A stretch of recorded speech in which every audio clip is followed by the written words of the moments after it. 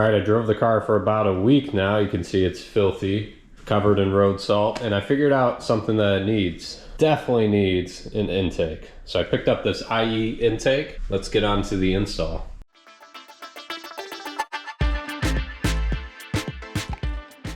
So to get this hose off, this intake tube, you pull on the clamps here. They're on the box on the top and bottom. Pull those up.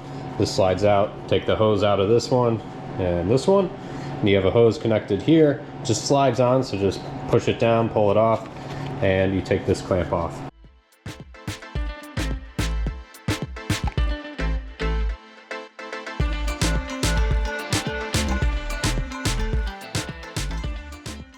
So you saw we got the hose off, and then for the box, there's just this tube underneath here.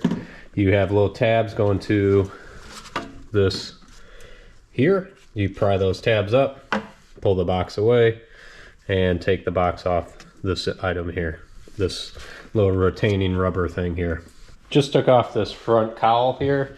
It has a few pins that you push through the center, here, and then pry them up, and then it has two tabs on both sides.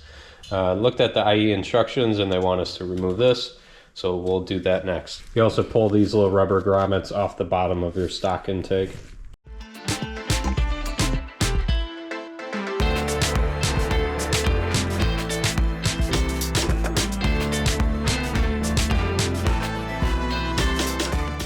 All right, I have this panel here, filter on with the adapter, the screws. You have the screw, the little spacer in there, washer and a nut, and then the rubber grommets from the stock intake go on there.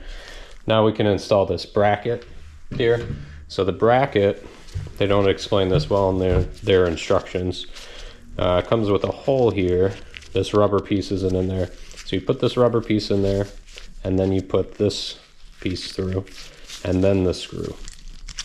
Something like that. Well, I guess it would go the other way. So you're mounting this on the front of the car on a hole down here.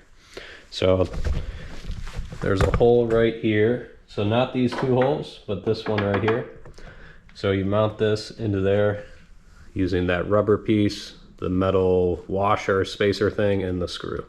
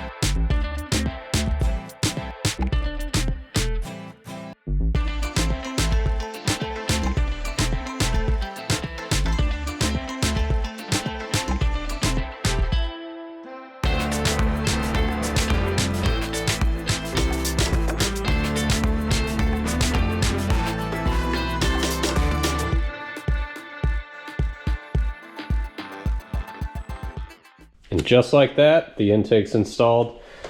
It wasn't too bad overall. Had to adjust these a few times to get it to line up perfectly.